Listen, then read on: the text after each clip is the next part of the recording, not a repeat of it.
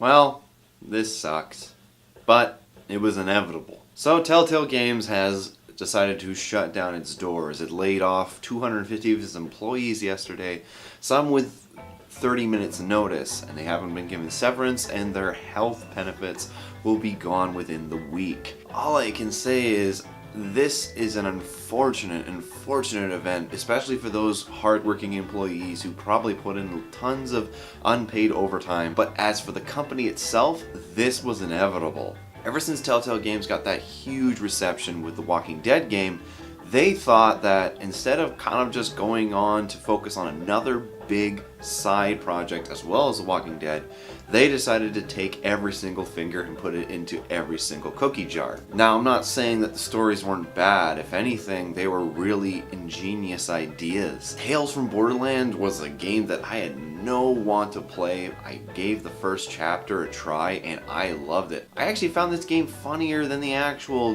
Borderlands games. The writing was so genius. But right there, you're already seeing an issue. A game, a story-based choice game about a heavy couch-based co-op shooter.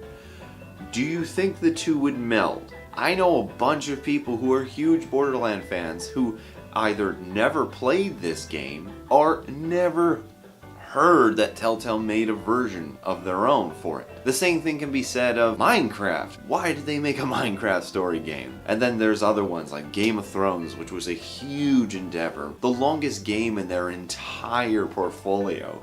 And yet, probably the idea of trying to transfer the data and choices from your 360 game to your Xbox One game would have been a nightmare. Also, the coding and the bug issues on that were enormous. And then Wolf Among Us. This is probably the worst loss for me. I think that Wolf Among Us was the best story that Telltale ever did.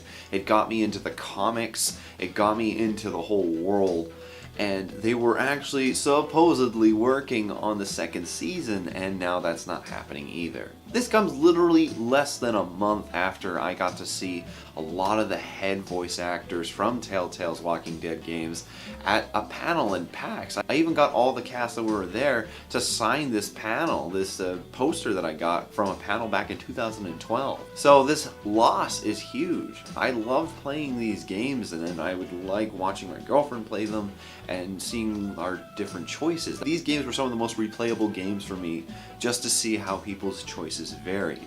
And the writing had always been fantastic, except for A New Frontier. That was when I saw that things were starting to go downhill, because the story writing in that was kind of garbage. And then all of a sudden, the final season of The Walking Dead was released. I was like, what? They had over 250 employees. How did they have so many? When it's the most rudimentary kind of game settings. I remember looking at the credits for the first Walking Dead game, and it looked like there was no more than 50 people. When you see just how much that was done, and how much they tried to do in the short span of time since it's been since 2012, this company just took too many different avenues. They did too many different stories. They did too many different ideas. Like, good on them for trying, but there's something you need to be able to do all that, and you need someone to have a good eye on that. This is apparently something that the previous CEO, Kevin Berner, had tried to prevent, supposedly. He had founded the company back in 2004 and had been ousted from the company last year by investors and replaced with some dingbag from Zynga. Because, you know, the Facebook fucking games, so it's a great idea for this kind of idea. Apparently now, the whole company is just in an absolute uproar. A lot of people are pissed. This is something that unfortunately happens all the time, that game studios are shut down. I even just found out that Capcom studios in Vancouver just got shut down, which doesn't surprise me. They made terrible games. Terrible video games. This is an unfortunate loss, especially for those who really enjoyed storytelling games. Telltale kind of had the pinnacle on it. Now, obviously, there's an opening for others. There's Life is Strange, I guess. That's kind of a big one in a similar setting, but that's the end of the Telltale age. I literally almost played every single one of them, the games that they made, except for Minecraft. I've not played Minecraft. Minecraft was stupid. But, again, this is a massive loss for them. But this is kind of just a lesson for other video game companies, is you need to budget your finances. You need to see what is plausible, what is reliable, and what is attainable.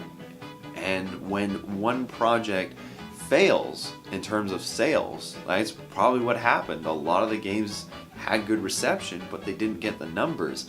That's when you need to take a step back and think about what you really needed to do. Which is funny because Batman was a big success for them.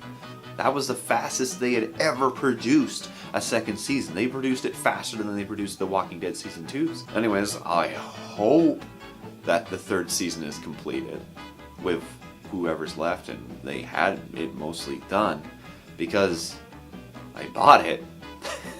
I haven't tried it yet, but yeah.